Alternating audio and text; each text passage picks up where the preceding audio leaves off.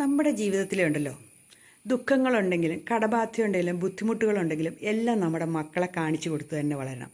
എന്താണെന്നറിയാവോ, നമ്മൾ ഈ ബുദ്ധിമുട്ടുകളിൽ നിന്നും ഈ കഷ്ടപ്പാടുകളിൽ നിന്നും അല്ലെങ്കിൽ ഈ വിഷമങ്ങളിൽ നിന്നും ഒക്കെ നമ്മൾ തരണം ചെയ്ത് നമ്മൾ വിജയത്തിലെത്തുന്നത് നമ്മുടെ മക്കൾ കണ്ടു പഠിക്കുമ്പോൾ അവർക്കും എന്ത് പ്രതിസന്ധി ഉണ്ടെങ്കിലും ഇതിനെയൊക്കെ ഇങ്ങനെ തരണം ചെയ്യാൻ സാധിക്കും, ഒരു ബുദ്ധിമുട്ടും ഞങ്ങളെ ബാധിക്കില്ല എന്ന് അവർക്കൊരു ചിന്തയുണ്ടാകും.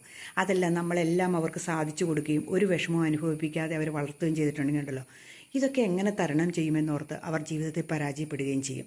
അല്ലെങ്കിൽ അപൂർവം മക്കൾ മാത്രമേ രക്ഷപ്പെടുകയുള്ളൂ. അതുകൊണ്ട് ജീവിതത്തിൽ വരുന്ന ഓരോ കാര്യങ്ങളും മക്കളോട് പറയുക, ഇന്ന രീതിയിൽ നമുക്ക് ചെയ്താൽ വിജയിക്കാൻ പറ്റുമെന്ന് അവരുടെയും കൂടെ ഒരു സജഷൻ നമ്മൾ മേടിച്ചെടുക്കുക. എന്നിട്ട് നമ്മൾ മുന്നോട്ട് പോവുക. അപ്പോഴുണ്ടല്ലോ ജീവിതത്തിലൊരു ഉയർച്ച നമ്മുടെ കുടുംബത്തിന് മൊത്തമായിട്ടും ഉണ്ടാകും. അപ്പം നമ്മുടെ ജീവിതം സക്സസ് ആകുകയും ചെയ്യും കേട്ടോ. നമ്മൾ വിജയിച്ച് നമ്മൾ മറ്റുള്ളവർക്ക് കാണിച്ചു കൊടുക്കണം, അതാണ് വേണ്ടത്.